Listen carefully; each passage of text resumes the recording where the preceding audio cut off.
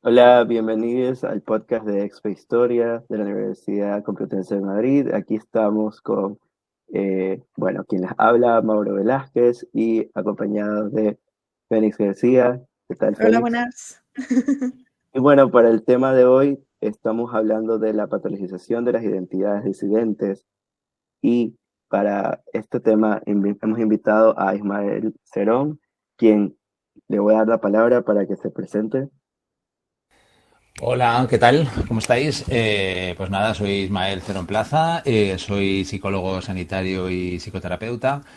Y nada, hace un par de meses he sacado un libro que se llama Psicoterapia Queer, en la editorial Bellaterra, donde, bueno, pongo un poco ahí en relevancia todos los conocimientos y formación que a lo largo de mi vida he podido, bueno, en las que he podido formarme, ¿no? He trabajado unos cuantos años, 15 años en servicios sociales y luego me he formado en psicoanálisis, terapia familiar y bueno, pues todo eso ha hecho que me haya de alguna manera condensado en este libro que me permite pues abordar un poco cómo el régimen de la normalidad en el que estamos un poco insertes pues nos hace mucho sufrir. Así que estoy encantado de estar aquí con vosotros y poder tener una charla interesante. Cabe recalcar también que, bueno, nosotros, estudiantes del máster de estudios LGBT de la Universidad Complutense, y Ismael también es graduado del máster. Entonces, Efectivamente. bueno, le doy la palabra a Fénix un poquito para darnos un contexto. Sí, bueno, qué poético, ¿no? Que estemos aquí reunidos todos estudiantes del máster. Bueno, antes de ponernos del todo con la investigación, ¿no? Del tema de la psicoterapia y la psicología queer, quería pues hacer un poquito una recapitulación, digamos, de cuál ha sido la situación de las, digamos, de las disidencias, ¿no? De las disidencias sexogenéricas y de las disidencias en orientaciones sexuales. Porque, claro, nosotros encontramos un momento en el que todas estas orientaciones sexuales, identidades de género, se ven criminalizadas, ¿no? Se ven castigadas en su momento pues, por la Iglesia, y de repente hay como un cambio hacia la medicalización de estas identidades y pasamos a patologizarlas.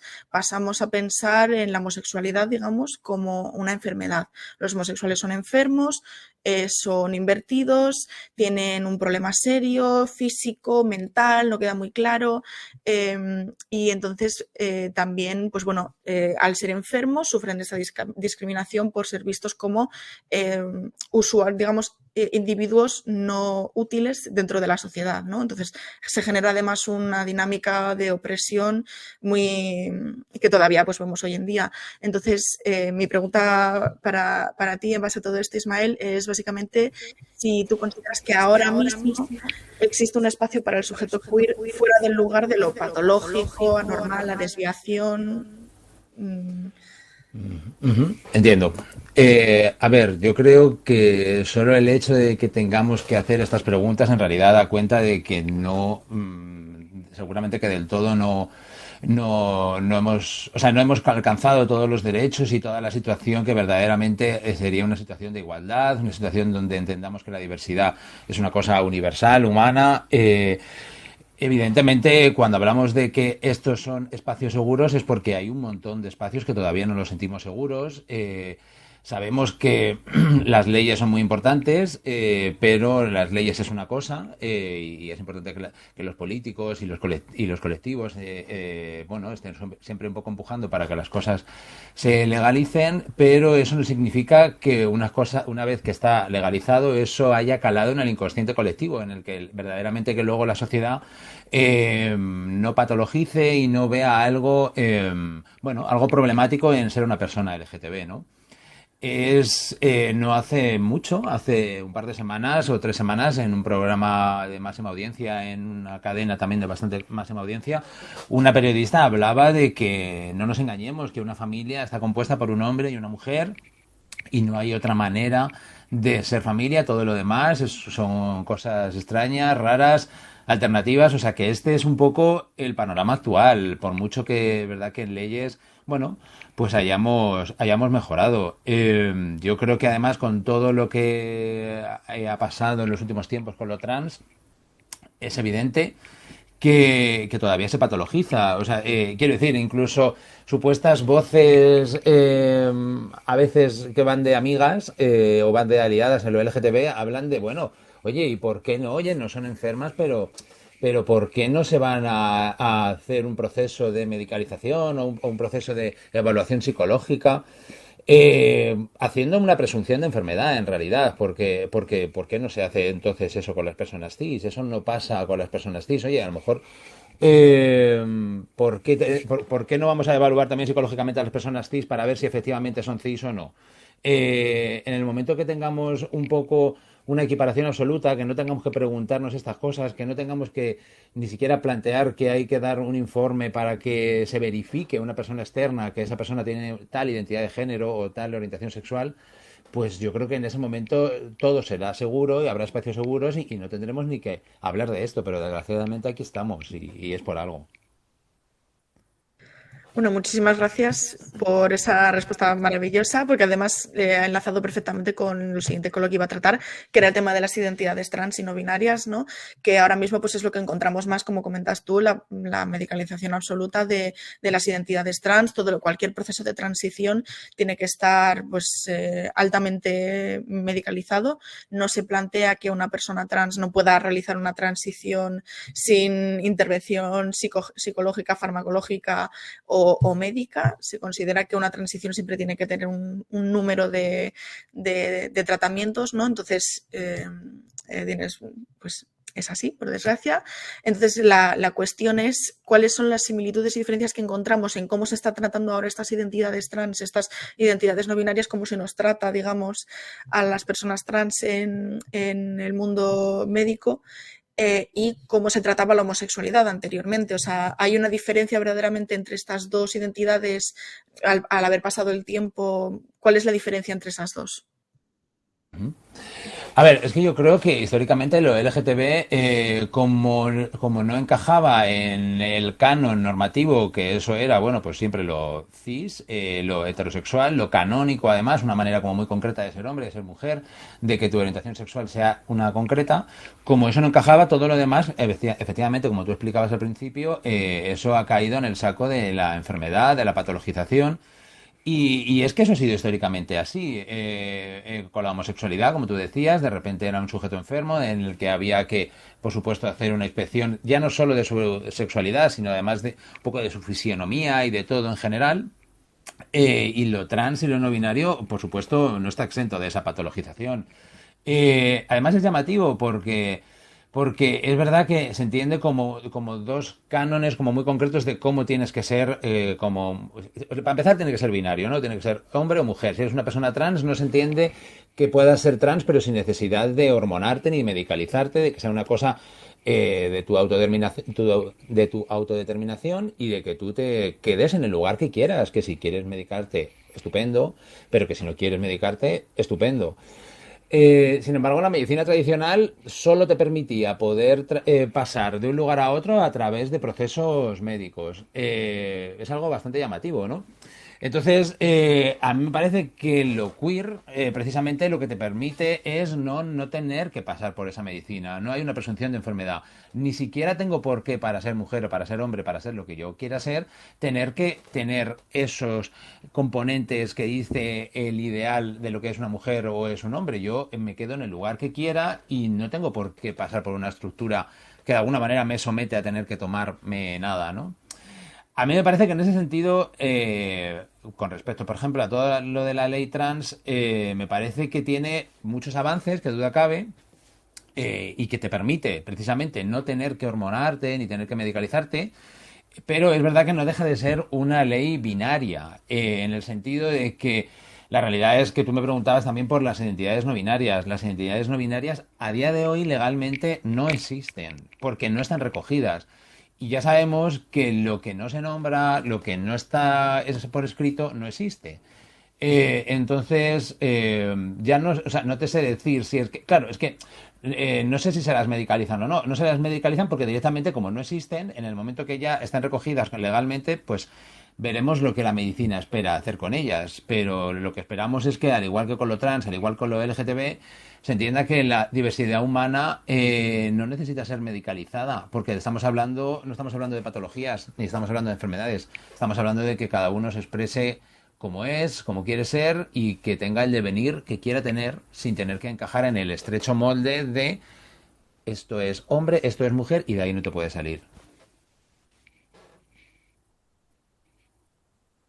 También para continuar un poco con lo que también mencionabas antes, quisiera hablar un poco de este imaginario colectivo, este imaginario inconsciente que existe.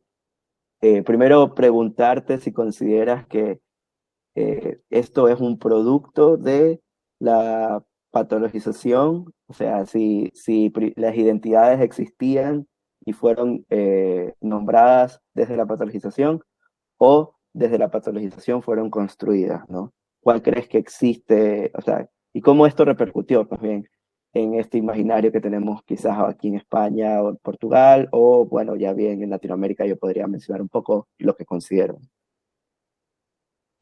En mi opinión, yo creo que la patologización ha creado un efecto o sea, ha creado un efecto o creó un efecto aglutinador. Teniendo en cuenta que históricamente, por lo menos en España, el nivel de, podemos decir, de exterminio, de ostracismo en el que habían condenado y de patologización al que habían condenado a las personas LGTB había sido tan grande, y además no hace tantísimos años, que en realidad yo creo que lo LGTB se aglutinó bajo la etiqueta de gay para poder, de alguna manera, muchas identidades y muchas subjetividades se pusieron bajo ese paraguas para poder reivindicarse como sujeto político, porque es que hasta ese momento es que no tenían ni un lugar dentro de la comunidad política para poder hablar y para poder tener un cierto lugar y un cierto lugar de enunciación para exponer quiénes eran, ¿no? Yo creo que eso fue una estrategia política interesante porque lo que permitió es aglutinar a mucha gente y eso hizo que ese proceso de patologización fue un revulsivo para que mucha gente reivindicara. Cuando todo eso se ha ido avanzando, de hecho antes se decía orgullo gay, la causa gay, y eso ha ido transformándose en la medida en la que lo LGTB o lo gay empezó a tener un lugar cada vez más importante, se empezó a desmenuzar un poco más, yo creo que en el mejor sentido, no se encapsulaba tanto en una identidad concreta, que también podría ser al fin y al cabo muy opresiva porque solo era como una manera muy concreta de serlo, y creo que según se han ido avanzando las cosas, las identidades han ido pudiendo florecer de una manera como más libre, de ya no necesitamos tanto aglutinarnos y vamos a poner todas las letras y por eso LGTBIQ más y la A y entonces en ese sentido creo que lo que en un momento dado el heteropatriarcado lo que pretendía era de alguna manera extorsionar y patologizar, creo que en parte tuvo un efecto revulsivo que hizo que se aglutinaran en una identidad muy concreta, quizá muy encapsulada, que fue lo gay, pero que poco a poco ha ido haciendo una comunidad muchísimo más amplia, mucho más diversa y creo que mucho más enriquecedora, la verdad. Yo creo que en ese sentido, en España, la evolución ha sido muy importante y creo que el movimiento social LGTB en España no sé, casi ejemplar, yo diría, porque no hace tantos. Yo recuerdo que ya tengo 41 años y ya tengo una edad de ir a las primeras manifestaciones, que creo que fue la primera en el 99, y la realidad es que ha cambiado muchísimo y es un movimiento social que yo creo que ha sabido muy bien cómo avanzar y qué estrategias políticas tener para ir ocupando espacios y para reivindicar lo que viene siendo la diversidad humana, que también interpela a la comunidad heterosexual. Creo que también libera muchos matices suyos para no tener que encapsularse tanto en una manera canónica de ser hetero.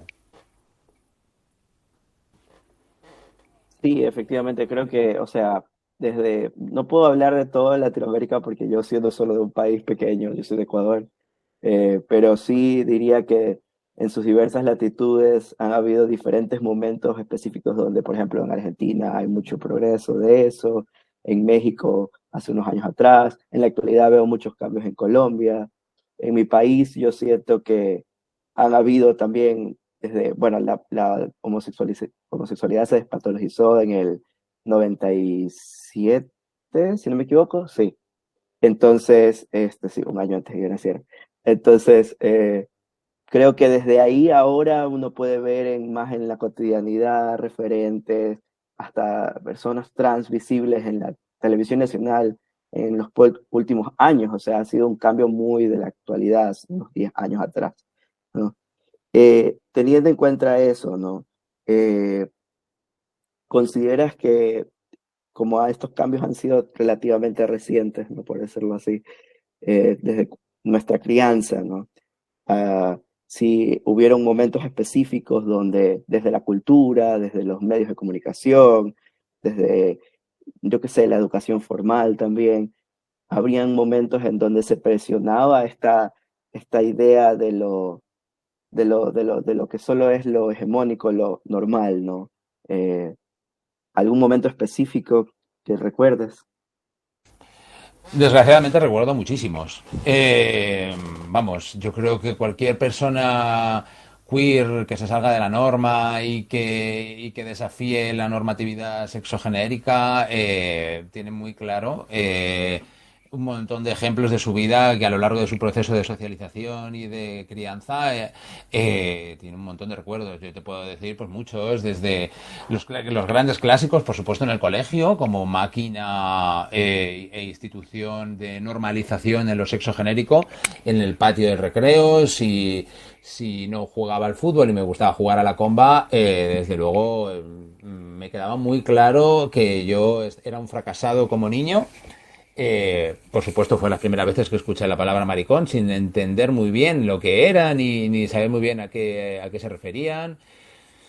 Recuerdo, por ejemplo, perfectamente cómo jugar a intercambiarnos cromos era estupendo si yo tenía cromos de jugadores de fútbol. Entonces ahí no había problema. Pero si a lo mejor me daba por hacer la colección de cromos de La Bella y la Bestia, también hubo un problema bastante grande en ese sentido, ¿no?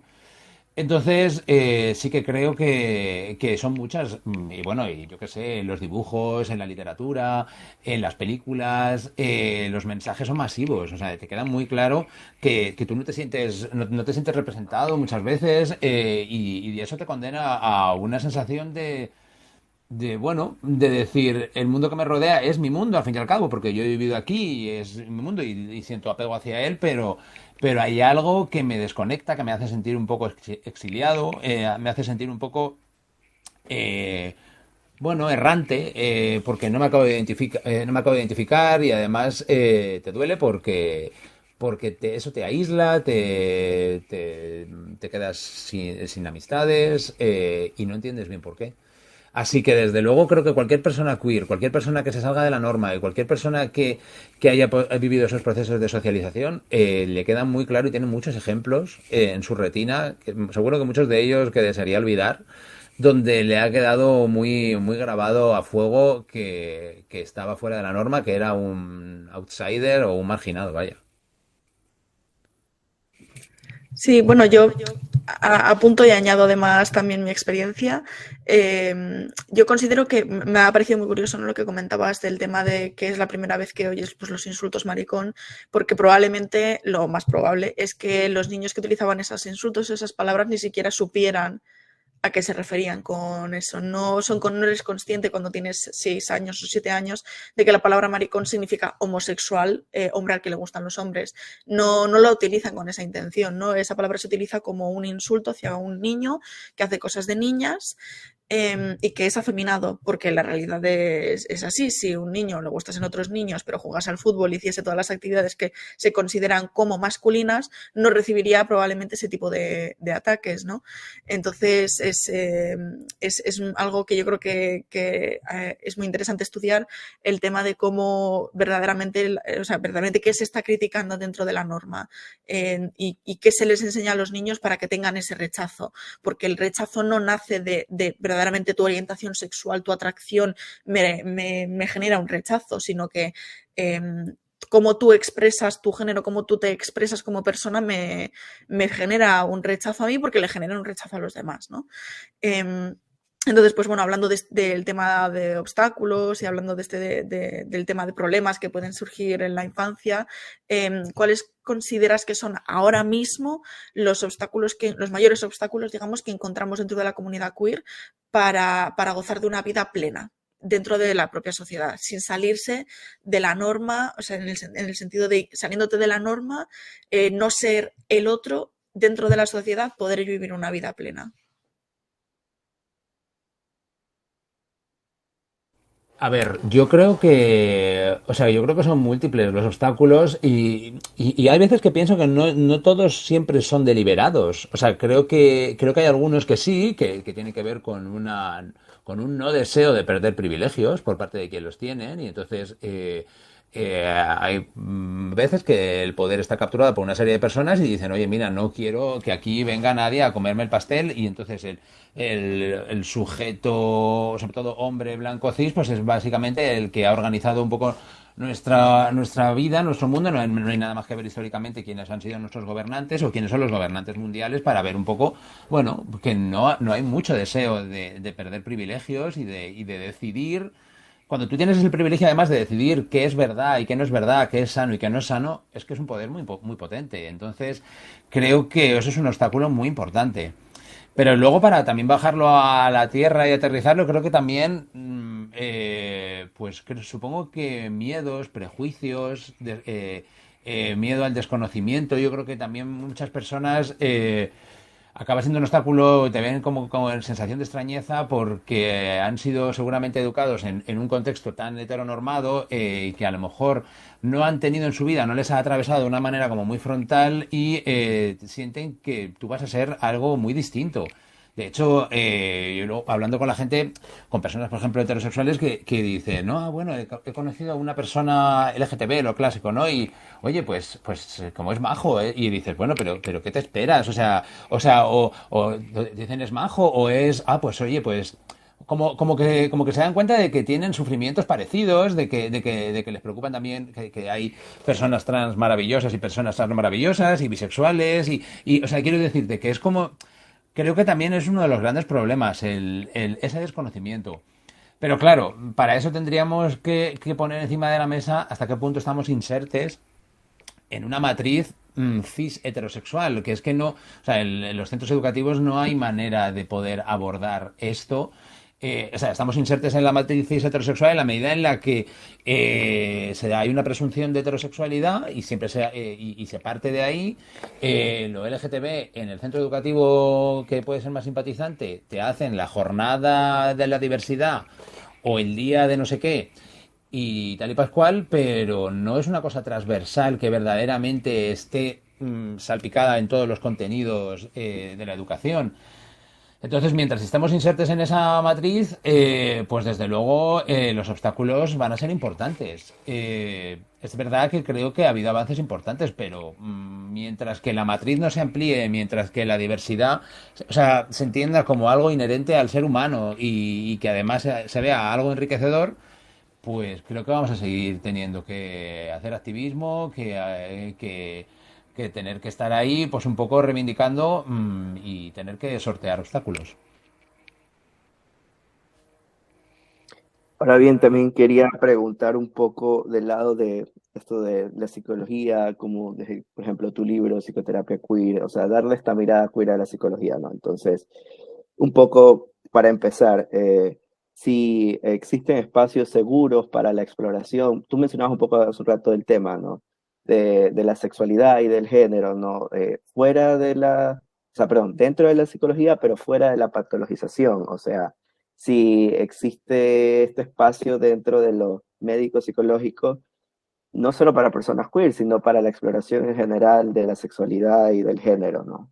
Para todos.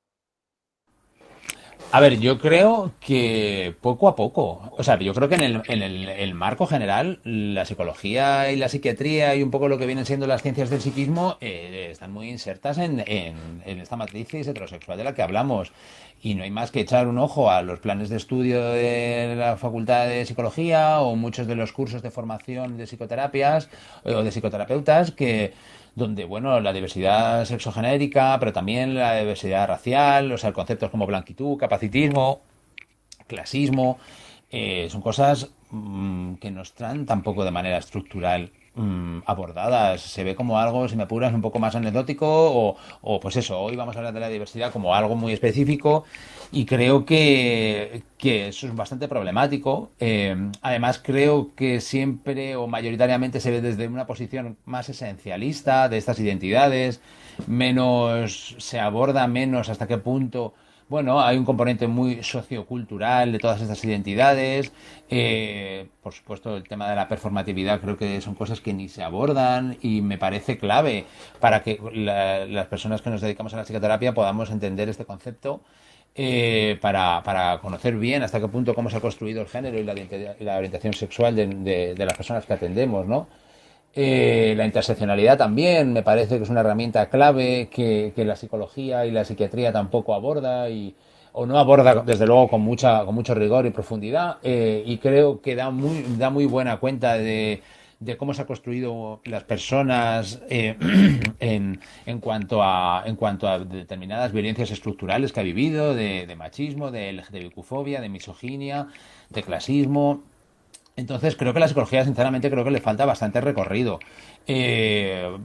Parte del objetivo del libro de psicoterapia queer tiene que ver con eso, ¿no? Con hacer no solo una propuesta de cómo queerizar la psicoterapia, sino también hacer como una especie de crítica y denuncia, decir, oye, mundo de la psicología, no puede ser que se desatienda a tantas subjetividades, no puede ser que un sector minoritario en un momento dado tuviera que crear una terapia que se llamase psicoterapia afirmativa LGTB porque la psicoterapia normal no la estaba atendiendo. No podemos quedarnos tan anchos y no incluir esto de una manera transversal en los contenidos porque eso hace desatender a muchas personas emocionalmente, hacerles sentir muy abandonadas porque sienten que la psicología no les puede ayudar y que además cuando tienen algún tipo de dolencias emocionales se preocupen y se pregunten muy mucho a ver a qué psicoterapeuta van a ir porque no quiero ir a uno que vaya a tener muchos prejuicios o que le tenga que explicar mis cosas, o sea, mil cosas sobre, bueno, sobre lo que es ser cis, sobre lo que es ser trans. Entonces, no sé, creo que la psicología en ese sentido le queda mucho por avanzar y sería estupendo que entre todos contribuyamos un poco para que, bueno, para conseguir un poco desheteropatriarcalizar y descolonizar un poco esos contenidos de psicología, conseguir de alguna manera poner encima de la mesa que la formación que tenemos no deja de estar muy sesgada por un montón de filtros euroblancos, cis, heteros, y poder poner esto encima de la mesa seguramente va a hacer que enriquezcamos mucho la vida de nuestros pacientes, que es de lo que se trata al fin y al cabo. Teniendo en cuenta esos últimos puntos que mencionabas, ¿no? Cómo existen todos estos sesgos dentro de la forma en cómo conocemos la psicoterapia en general, la psicología, también mencionabas el psicoanálisis, ¿no? Entonces, desde esta perspectiva, ¿consideras que, bueno, a propósito de tu libro, ¿no? Que es posible llegar a una psicoterapia queer? Y bueno, también, bueno, explicar un poco en qué consiste, ¿no? ¿Qué sería? Yo creo que por supuesto que es posible una psicoterapia queer. De hecho, yo la practico y conozco mucha gente que la practica y estamos colectivizando y conociendo muchísima gente y muchísima gente la hace. Eh, a ver, yo creo que una psicoterapia queer no es ni más ni menos que lo primero, tomar conciencia de hasta qué punto todos estos filtros, todos los conocimientos que tenemos desde las disciplinas de psicología, desde las disciplinas de la psiquiatría tienen un montón de sesgos que nos hacen ver la diversidad humana de una manera mucho más estrecha de lo que es. Y yo creo que un ejercicio de humildad por parte de los psicoterapeutas de poder, bueno, poner un poco cuestión y ser críticos y poder mejorar en ese sentido, creo que sería importante, ¿no? Entonces, una psicoterapia queer tiene que partir por un profesional que empieza a cuestionarse también un poco desde ahí, ¿no? Que empieza también a plantearse cuál es el régimen de la normalidad en el que estamos insertes, ya no solo a nivel de identidad de género o de orientación sexual, sino también un poco de qué es lo que entiende por otras cosas que le condicionan, como es su concepto de amistad, su concepto de pareja, su concepto de raza, su concepto de salud mental, su concepto de contrato social.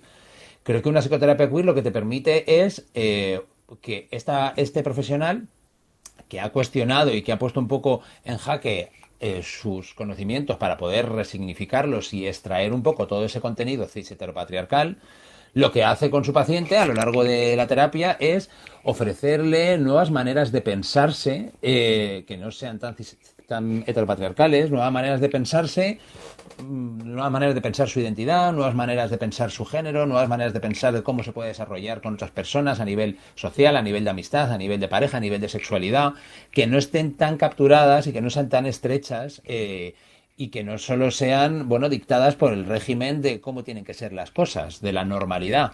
Creo que eso te permite unas prácticas de libertad enormes y yo tengo conceptos nuevos de lo que es el género, de lo que es la orientación sexual, de lo que es cómo me relaciono con mi gente, tengo prácticas de una manera distinta, pues me permite poder, no sé, ser más abierto, más plural, más flexible y a lo mejor ser más libre en ese sentido. Y creo que eso tiene que ver con a veces ser más feliz o estar más sano, ¿no? Luego cada uno que se quede donde se quiera quedar, que esto tampoco, o sea, muchas veces hablamos de la deconstrucción como que hay que pasar por todos los cánones, no, pero cada uno donde se quiera quedar, pero por lo menos que una psicoterapia queer te ofrezca alternativas y que te resignifique conceptos que tú manejas para poder representarte o pensarte de otras formas. Efectivamente, o sea, yo también, habiendo leído partes de tu libro y todo, la verdad es que me resonaba mucho la parte final donde hablabas de esto, como que yo lo nombraba así, autodeconstrucción, ¿no? Creo que uno también, yo soy psicólogo clínico, creo que el trabajo que uno debe de hacer es, trabajarse, ¿no? Estas cosas que creo que vienen desde la teoría que nos enseñan, pero también desde lo que uno es. Entonces, poder entrar en esta deconstrucción de conceptos, de experiencias. Eh, no sé, ¿consideras que es un trabajo fácil? ¿No? Creo que siempre nos dice, creo que lo más fácil es a veces también intentar hacerlo uno mismo, pero dejamos a un lado la terapia, ¿no?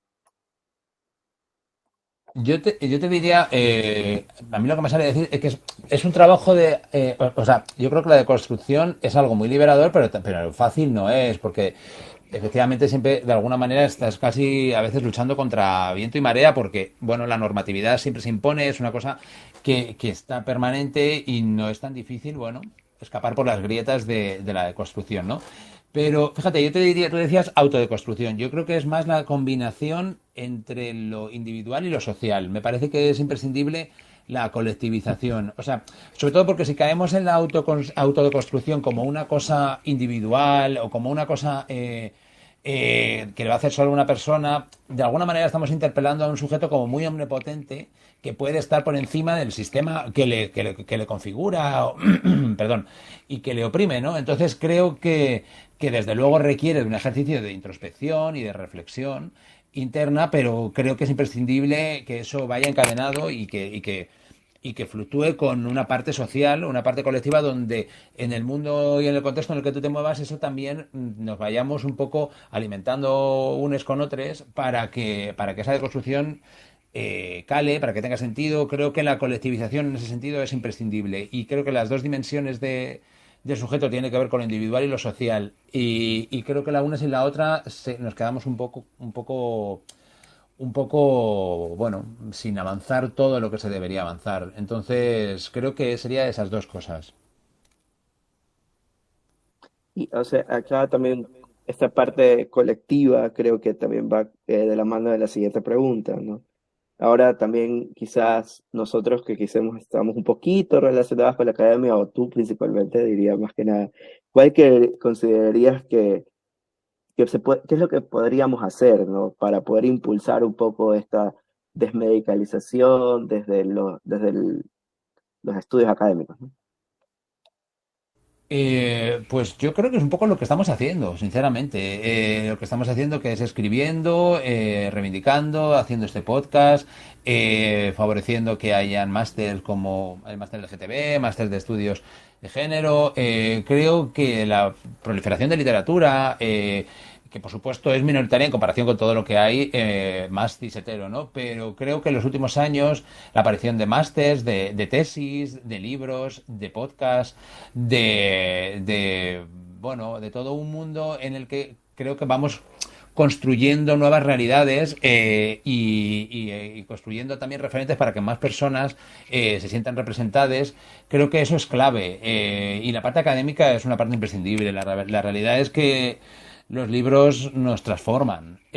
A mí, desde luego, han sido, a mí y para mucha gente, ¿no? Yo hablo de mi experiencia personal, los libros te abren puertas, te dejan un poco de ser quien eres tú de manera como muy identitaria y de yo es que soy esto y te abren a transformarte, a avanzar, a imaginar, a poder expandirte, ¿no? Y creo que desde lo académico pues ya sé, o sea, cuando hablo del académico, ya sea desde lo más intelectual y de sesudo, o también desde lo más divulgativo, me parece que es imprescindible que estemos un poco en esa línea. Entonces creo que, pues eso, que sigamos un poco trabajando en esto y participando en todo lo que podamos para ir liberando estos espacios y que cada uno pueda ser quien quiera ser, vaya.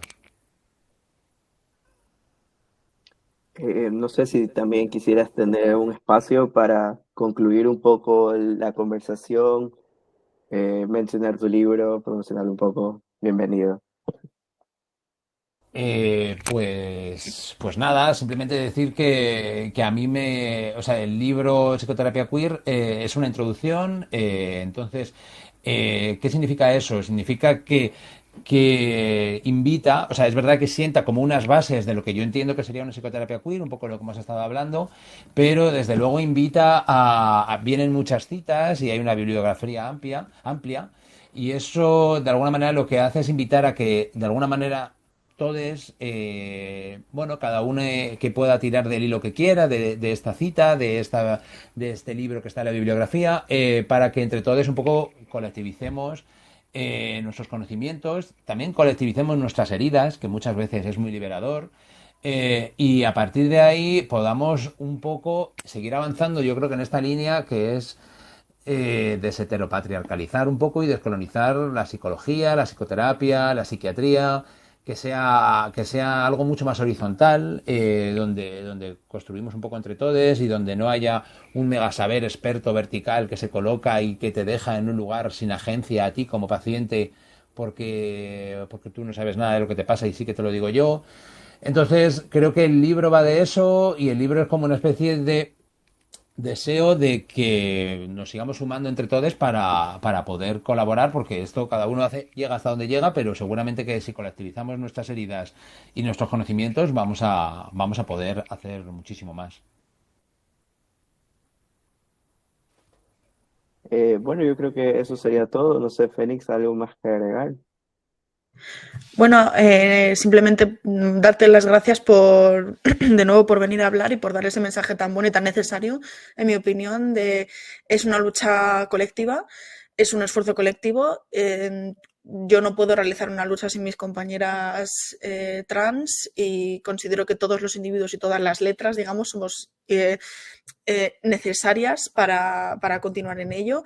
Entonces me ha parecido un mensaje muy conmovedor, pero también muy reivindicador y motivador a nivel de activismo, ¿no? Y a nivel de lucha, que verdaderamente es lo que estamos intentando conseguir, yo creo, como estudiantes del máster. Yo tengo claro que mi lucha académica no ha acabado aquí y que voy a continuar realizando trabajos en estos temas. Entonces, siempre es necesario que nos acordemos un poquito, porque muchas situaciones, estando dentro del sistema, no es lo que comentabas hace un tiempo, nos sentimos solos, nos sentimos aislados, fuera del mundo, casi como que somos alienígenas, y en realidad no es así. Estamos muy acompañados, tenemos un montón de gente que no solamente que opina lo mismo que nosotros, sino que nos va a ayudar a superar nuestros traumas, a curar las heridas, ¿no? A dejar que cicatricen.